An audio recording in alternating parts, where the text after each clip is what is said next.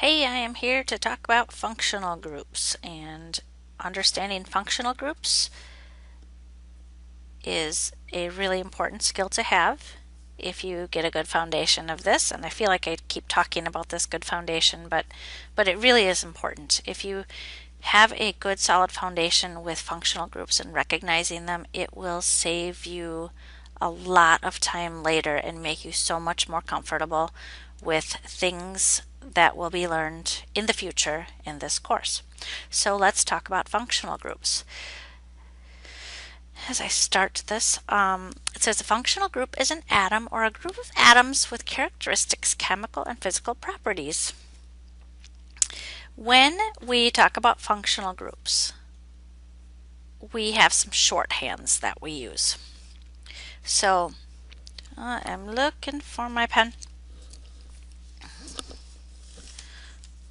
Hopefully this time this thing doesn't give me as much grief as it did last time.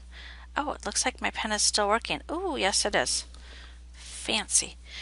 All right, so one of the shorthands that we use when we're referring to functional groups is this R. This R is typically representative of a carbon backbone. Now sometimes the carbon backbone might contain one carbon, and these would be hydrogens, and then oh, that's very crooked, that's okay, and you're attached to your functional group. So a functional group we talked about already today is alcohol, or in the previous video was an alcohol. So this is one way you could represent a functional group, and in general alcohols can be represented by an OH group attached to a carbon backbone. So this carbon backbone could be one carbon, it could be 20 carbons. At any rate, when you have an OH group attached to a carbon backbone, it's called an alcohol. So we'll talk again about alcohols in the future, in the very near future, right in this PowerPoint, this presentation, when it's on a list of other functional groups. But I just used this as an example because it's one that I've discussed already. So again, the letter R is used to abbreviate a carbon and hydrogen portion of a molecule. Now, hydrocarbons themselves are compounds that only contain carbon and hydrogen. The alkanes have only carbon-carbon single bonds, and there is no functional group. Alkenes have a carbon-carbon double bond, and that should have been in there as a double. I should make it blue. I think that would be better. There, blue. Will it draw over? No, this thing is acting stupid again, and I don't know why. All right, and then alkynes have a carbon-carbon triple bond, so I'm going to draw 3 bonds in there as the functional group. So again, hydrocarbons contain only carbon and hydrogen. And another category of hydrocarbons are aromatic hydrocarbons. These contain a benzene ring, which is a 6-membered ring, or a 6-carbon ring with 3 double bonds. So it is set up like this.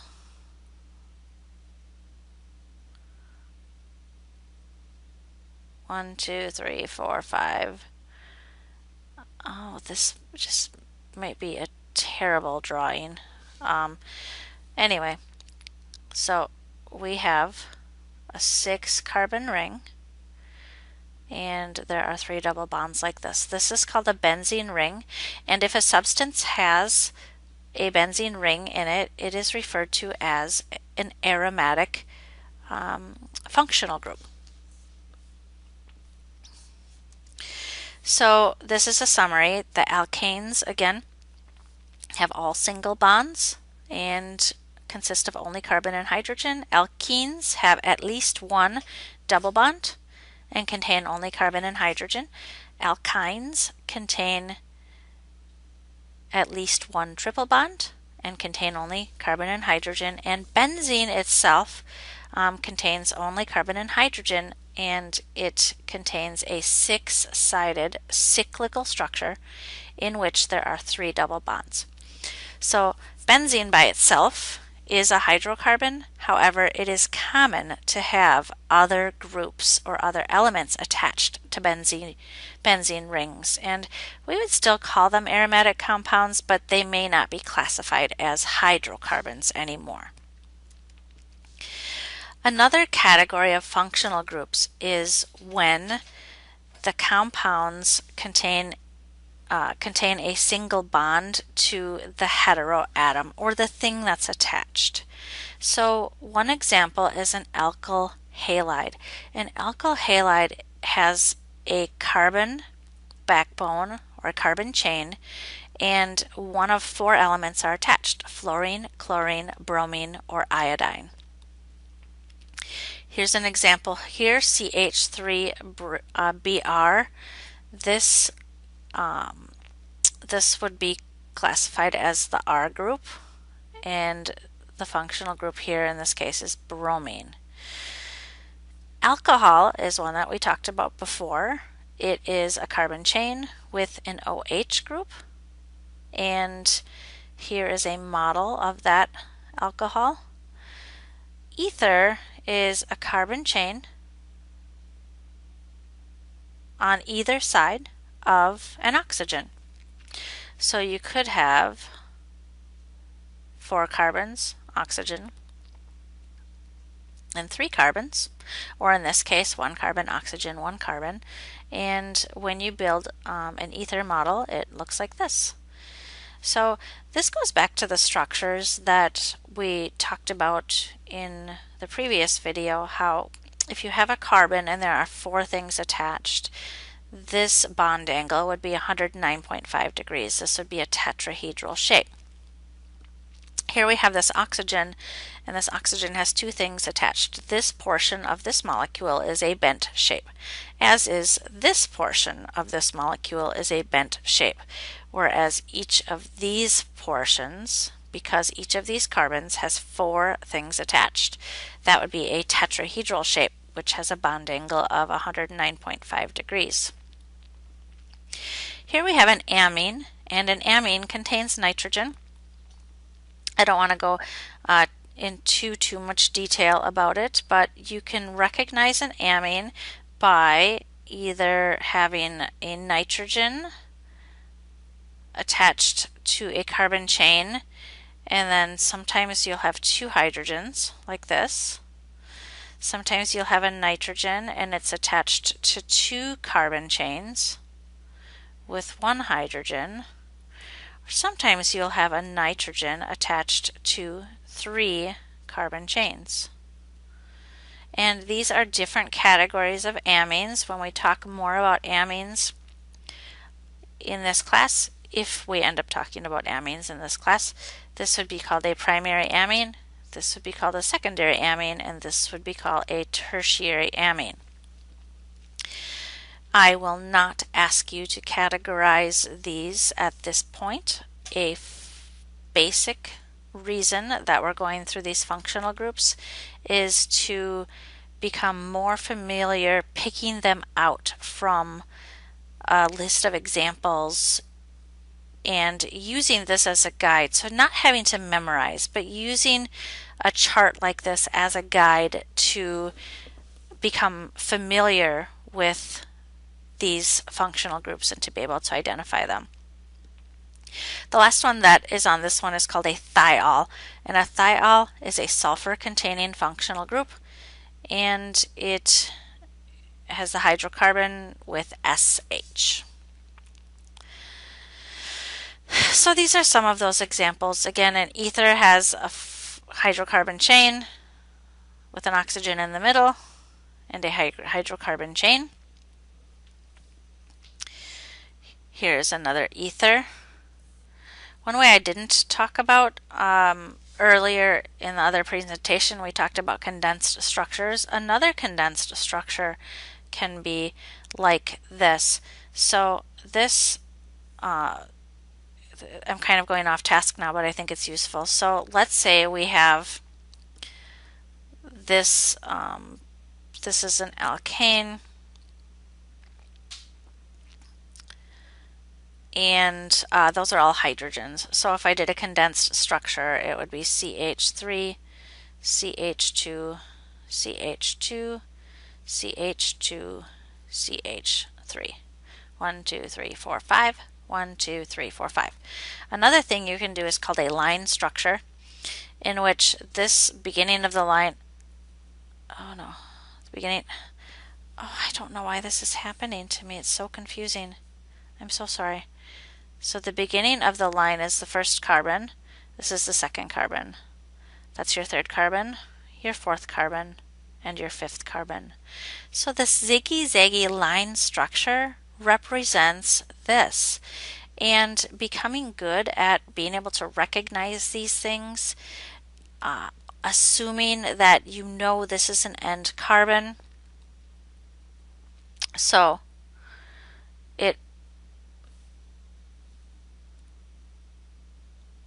it is, I am so irritated with this. I'm so sorry. It's like destroying my presentation. So each of these represents a carbon atom, and all of your end carbons will have 3 hydrogens. So again, that's assumed 2 hydrogens here, 2 hydrogens here, 2 here, and 2 here. So if we were going to draw this as a line structure, we would have the end. I'm about to rage throw this table that this stuff is sitting on because it's just making me angry.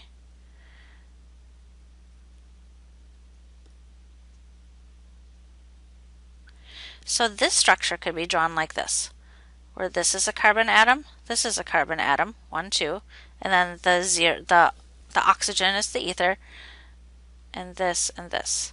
Now I'm going to draw this again up here.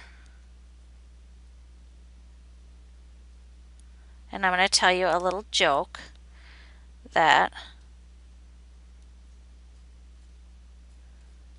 this is an ether bunny. Isn't that cute? Ether bunny. Get it? Floppy ears, ether bunny. Yeah, that's funny.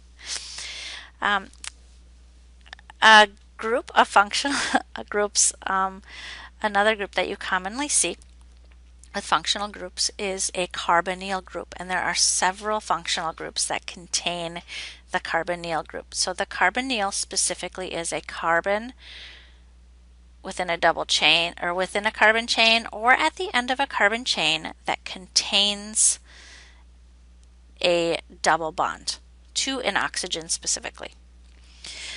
The geometry around a carbonyl group is always trigonal planar. So we're always going to have something attached here, something attached here, and then so if we look at this carbon atom, it's attached to 3 things. So this bond angle is always going to be 120 degrees. So again, this carbonyl group, a carbon double bonded to an oxygen, is in several functional groups. So here are some examples. The aldehyde is a carbon chain in which the carbonyl group is at the end. So we have carbon chain, the carbonyl group is at the end, and that is an aldehyde. In a ketone, the carbonyl group is in the middle of a hydrocarbon chain. So it is on one of the inner carbons in a hydrocarbon chain. So that is a ketone. So we've got our group here with the double bond in the middle. A carboxylic acid is kind of like an aldehyde, except we have a carbon chain. At the end of the carbon chain is our double bonded oxygen, and then it is an OH group. So this whole thing right here is the carboxylic acid. An ester can be a little more complicated. With an ester, you have hydrocarbon chain. In the middle of a hydrocarbon chain, we have our carbonyl group, but then next to that carbon's bonded to an oxygen, and then you have a hydrocarbon chain. So the ester group can be recognized by this OCO in the middle of a long chain. The amide is very similar to the ester, except instead of this oxygen here, it's a nitrogen. So let me show you that we have that carbonyl group again. Next to the carbonyl group, next to the double bonded O, we have an N and then another carbon chain. So this doesn't have to be a carbon chain. This could be hydrogen here, like this. This could just be the end in which it would be attached to two hydrogens. However, when you have this double bonded carbon oxygen and a nitrogen involved, that is an amide. So aldehydes, ketones, carboxylic acids, esters, and amides all contain this carbonyl group. Again, an aldehyde is hydrocarbon chain with the carbonyl group at the end attached to a hydrogen. So in the condensed structure, it's shortened up like this, CHO. CHO is how an aldehyde is represented. So you might have CH3, CH2, CH2, CH2, CHO. If you see the CHO, you know you have an aldehyde. Now let's talk a little bit about naming of aldehydes. I talked about naming alcohols, but I'll show you how it's something very similar. We have 5 carbons. If we had 5 carbons and it was all hydrogens, it would be called pentane. Since this is an aldehyde, what you do is you drop the E and you end it with Al, pentanal. So aldehydes can be recognized in a condensed structure by the CHO and in a name by ending in Al. A carboxylic acid is written two ways. So we have a hydrocarbon chain. Here there are 2. Now I've drawn 4 carbons. It has a double bonded oxygen at the end carbon, and then this OH group. So this whole thing is the carboxylic acid. And as a brief introduction to how it can be named, we have 4 carbons. The prefix for 4 is but. If we just had 4 carbons surrounded by hydrogens, it would be called butane. This is called butanoic acid. In a condensed structure, you will see the COOH or CO2H. So if you were to see CH3, CH2, COOH, you know that you have a carboxylic acid. You may also see CH3, CH2, CO2H. Those are both ways to represent carboxylic acids. I might strongly encourage you to make flashcards to remember how to identify each of these functional groups. An example of how they're named, and also how to recognize them when they are condensed formulas. There will be a unit specifically on aldehydes and ketones if you are taking NWTC biochemistry. If you're in my advanced chemistry class, that doesn't pertain to you. However, there will be another unit in both classes on carboxylic acids and esters.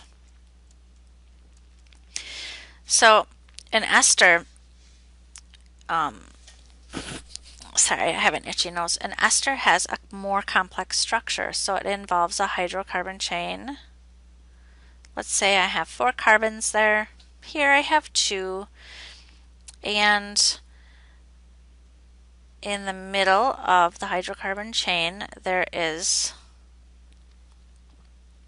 a carbonyl group attached to the oxygen, and then another hydrocarbon chain. So the ester part of this is right here. When you write a condensed structure, it looks like this. So this condensed structure would be CH3, CH2, CH2, COO, CH2, CH2, CH2, CH3. So I've drawn this out. So here's my CH3, CH2, CH2. This whole complex is COO, and then CH2, CH2, CH2, CH3. Another way that this is shortened is instead of writing COO, you see CO2. So CO2 in the middle of a condensed structure indicates that you have an ester as this COO, like that.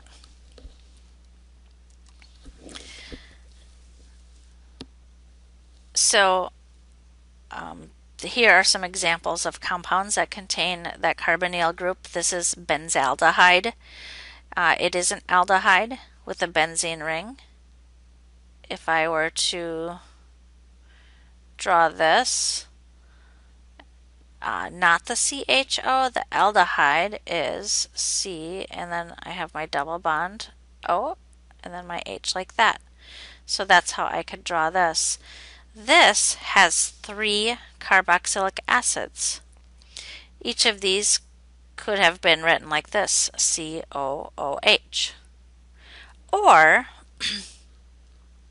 it could have been written like this, in which it shows the C. That's horrible.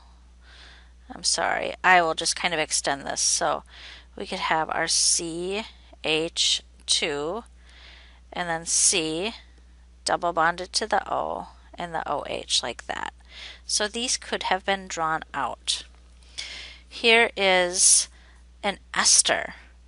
I have that CO2 here stuck in the middle. So this is 1 carbon. Here is my ester carbon, the CO2, and then I have 1, 2, 3, 4, 1, 2, 3, and then this has a structure like that. What's important here is that we have our ester group there. And here we have another ester. We have 1, 2, 3, 4, 1, 2, like that. So these are a lot of fun. These will both be made in class by taking a carboxylic acid and adding it to an alcohol to produce these wonderfully smelling substances. So here are some examples of compounds containing functional groups. This will end my presentation on functional groups, of which you will learn more about in the duration of this course. I hope that I have shed some light on your understanding, or at least have given you an introduction. Thanks for watching.